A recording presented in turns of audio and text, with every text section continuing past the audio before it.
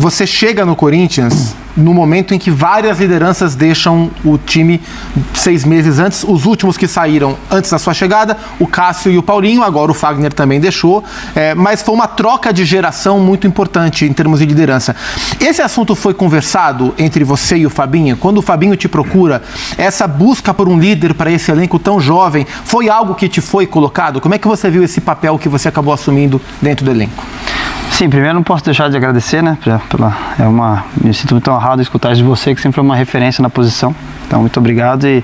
E sobre isso daí, sem dúvida, foi algo que eu digo que eu já sabia muito bem o que estava por vir, né? Por causa que, primeiro, eu já sabia, obviamente, da saída de Cássio, Paulinho já tinha acontecido anteriormente, porém, o Fabinho, o soldado, sempre deixou muito claro, né? Desde as primeiras conversas, assim, da minha função dentro do time, que eu não estava indo lá simplesmente para ser um jogador, né? Experiente dentro de campo, que todo mundo já sabia, mas eu teria muito mais do que essa função, né? Que eu seria um dos líderes para poder liderar o time não só dentro de campo, mas fora dele também. Então, ele deixou muito claro desde o início e, na verdade, eu sempre soube e aceitei de muito bom grado, porque isso aí é um privilégio, né? Você ser contratado para um time como o Corinthians com esse tipo com tamanha responsabilidade, obviamente exige um preparo, mas eu acho que muitas coisas o Fábio pode dizer muito bem, com o passar dos anos, com a experiência, vai te dando isso de uma forma quase que automática. Acho que também um pouco por causa de posição, né? Normalmente os jogadores defensivos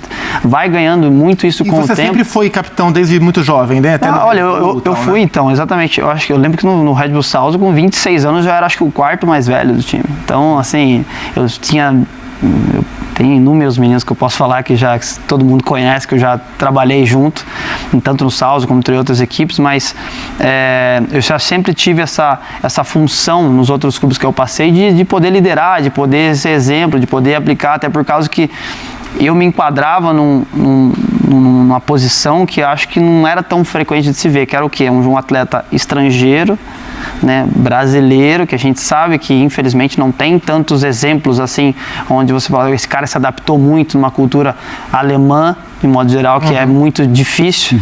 E então eu era não só um líder nesse sentido, um pouco pela minha idade e tudo mais, mas também por ser assim, olha, calma aí, você que veio, igual tinha menino lá que era de Mali, menino que era de, sei lá, da Haaland, na Noruega. Menino.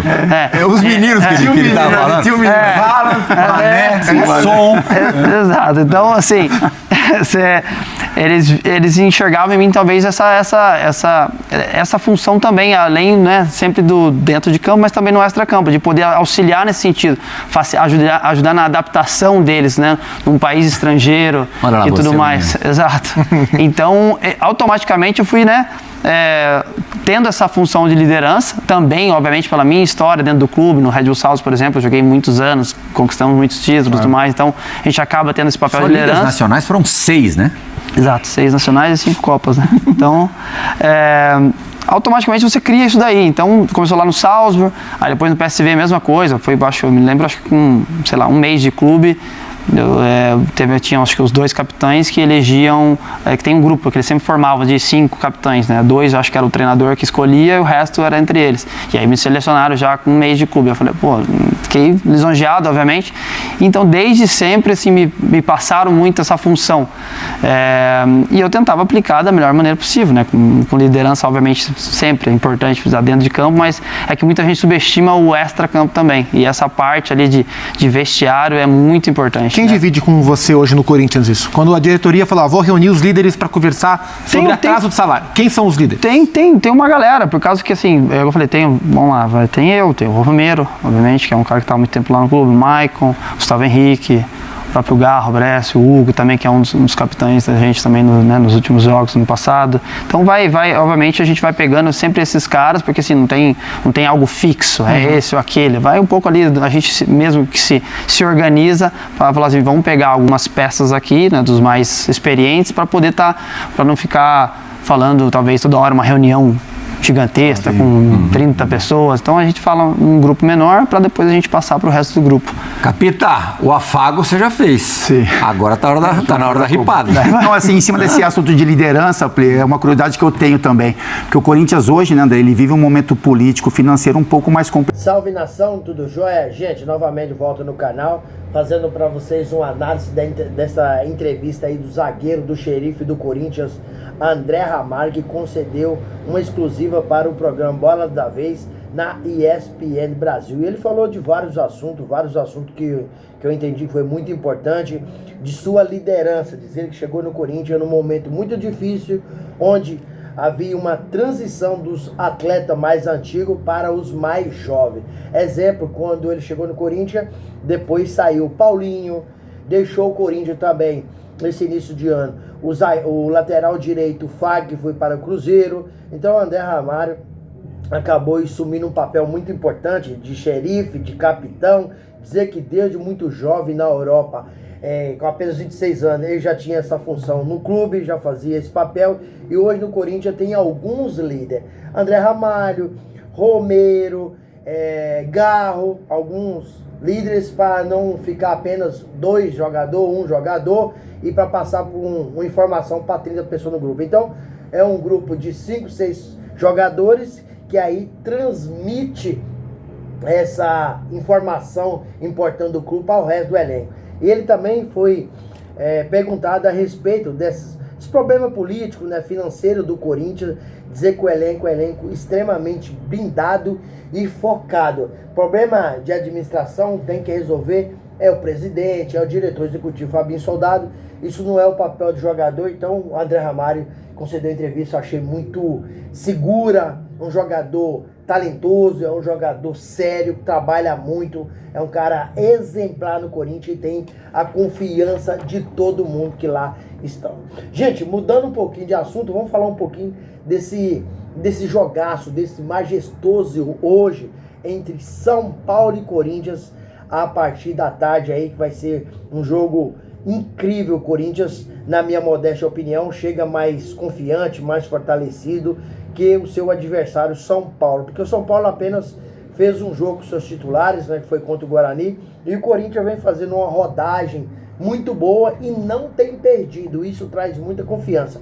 O Corinthians terminou a temporada 2024 sem perder, né? E iniciou a temporada 2025 no Paulistão também sem perder. Então, um time que está muito acertado, é um time que joga muito compactado.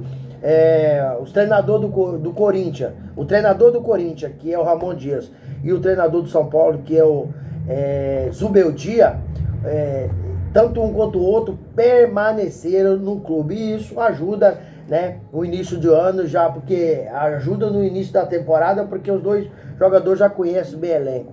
E o Corinthians hoje tem que tomar muito cuidado com esse quarteto que joga no meio campo do São Paulo, que é um quarteto seguro, é um quarteto que, se deixar jogar, acaba com o jogo.